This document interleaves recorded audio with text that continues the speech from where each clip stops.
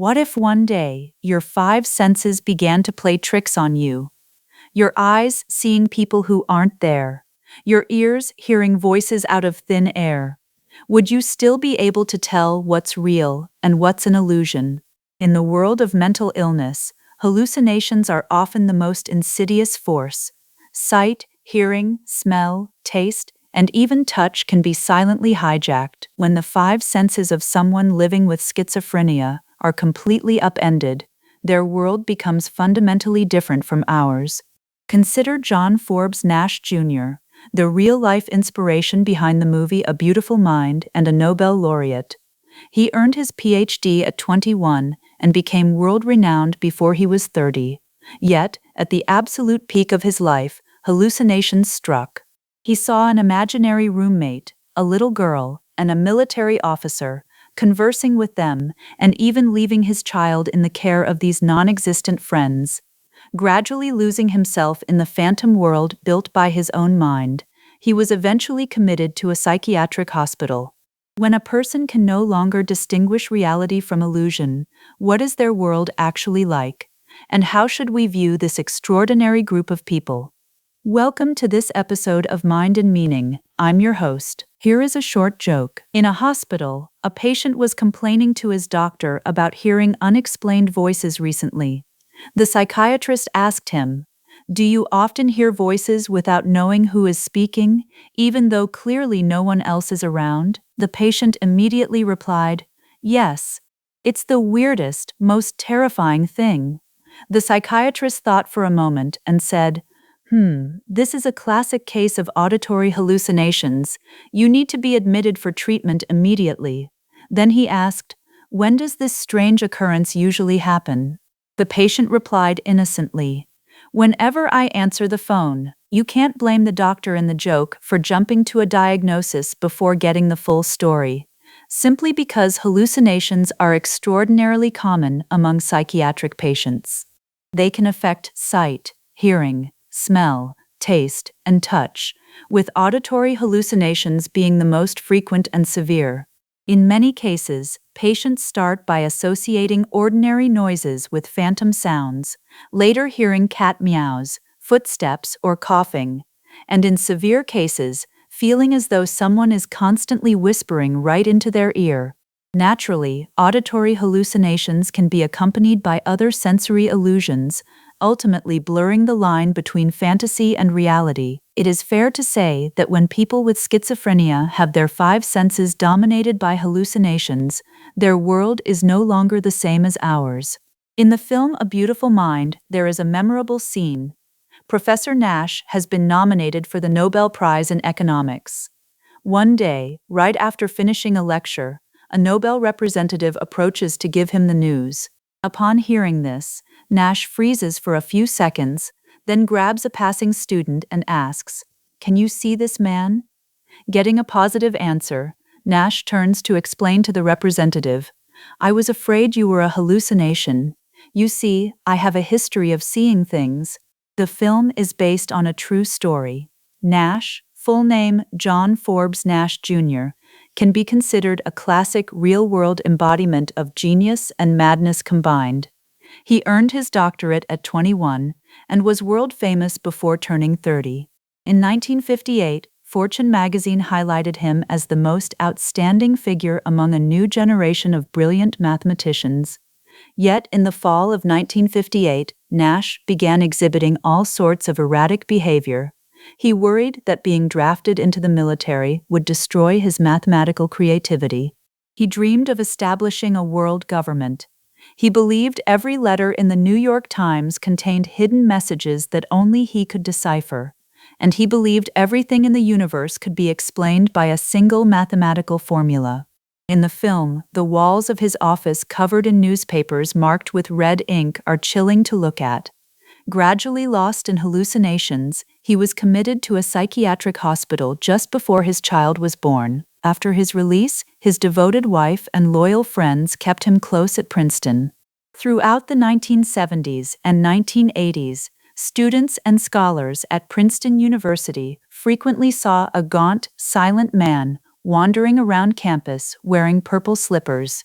occasionally writing numerological theories on blackboards. They called him the Phantom, knowing that this phantom was once a mathematical genius who had suddenly gone mad. If anyone complained about feeling uncomfortable with Nash wandering around, they were instantly warned, "You will never be as great a mathematician as he was." Nash's illness serves as a textbook example of schizophrenia. He was brilliant, reclusive, introverted, and stubborn, experiencing vivid hallucinations during the peak of his condition.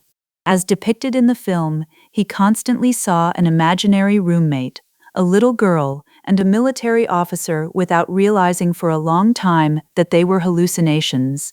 He talked to them, discussed problems with them, and became close friends with them. In the movie, he even entrusted his baby to their care. Later in his treatment, Nash experienced multiple relapses, to the point where many in the mathematics community assumed the name Nash belonged to a predecessor who had passed away years ago. Then, on a morning in the late 1980s, when Professor Freeman Dyson of the Institute for Advanced Study at Princeton greeted Nash as usual, Nash replied, "I saw your daughter on TV again today." Dyson, who had never heard Nash speak voluntarily, recalled his shock. "I think the most wonderful thing was this gradual awakening. Little by little, he became more coherent. No one had ever woken up like that before." In 2005, Nash visited Beijing.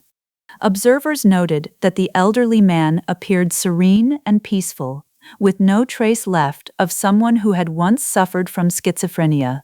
Perhaps peace had finally become his constant companion. However, not every person living with schizophrenia is as fortunate as Nash. Many do not receive timely or effective treatment, or they make irreversible mistakes before receiving help, leaving behind unhealable wounds for their loved ones. Reports worldwide detail tragic instances of individuals with schizophrenia harming themselves or others. In many legal systems, individuals with schizophrenia are exempt from criminal responsibility for acts committed during psychotic episodes. This is understandable. Overwhelming hallucinations rob them of the ability to distinguish reality from illusion, depriving them of standard moral and behavioral judgment. Imagine if one day, like John Nash, hallucinations clouded your vision so deeply that you couldn't tell real life apart from imagination. You wouldn't know your roommate didn't exist. You wouldn't know your boss was a figment of your mind. Standing at the edge of a cliff, you wouldn't know if the hand reaching out to pull you back was real. We perceive the world through our five senses. What our eyes see gives shape to the world. What our ears hear gives it sound. Idealism once posited that the physical world exists not in reality, but entirely within our consciousness. So, how can you be absolutely certain that everything around you is real? If asking yourself that question makes you doubt your surroundings for even a fraction of a second, then perhaps you have caught a glimpse of what it feels like to live in the world of schizophrenia. Generally speaking, individuals with schizophrenia are not inherently dangerous. They are a vulnerable group needing adequate care, love, and support. With early and effective treatment, their conditions can improve significantly. Furthermore, numerous cases show that in a certain sense, this unique population also gives rise to extraordinary geniuses, many possessing exceptional talent in mathematics, science, or art. Put metaphorically, people living with schizophrenia are to humanity what grains of sand are to oysters. Through the process of nurturing and enduring pain with love, what is formed may well be a bewildered pearl that struggles to separate reality from illusion. The wonder of Nash's story lies in how he endured a long mental darkness, only to achieve a remarkable, gradual awakening and reclaim peace and tranquility in his later years. Yet, not every patient is as fortunate as Nash. Pervasive hallucinations rob them of the ability to navigate reality, and stories of tragedies resulting from a lack of timely treatment remain all too common around the world. We perceive the world through our five senses. Our eyes see its shapes, our ears hear its sounds, Idealism once suggested that the world exists not in physical reality, but within our consciousness alone. So, how can you be completely sure that everything around you is real? If asking yourself that question raised even a tenth of a second of doubt about the world you inhabit, then perhaps you have felt a shadow of what those with schizophrenia experience every day. Countless examples show that this unique group also nurtures genius, with many demonstrating extraordinary gifts in mathematics, science, or the arts. Metaphorically speaking, people with schizophrenia are to humanity like grains of sand inside an oyster. In the process of embracing their pain with love, what emerges may be a confused yet breathtakingly brilliant pearl. Thank you for listening to Mind and Meaning. See you next time.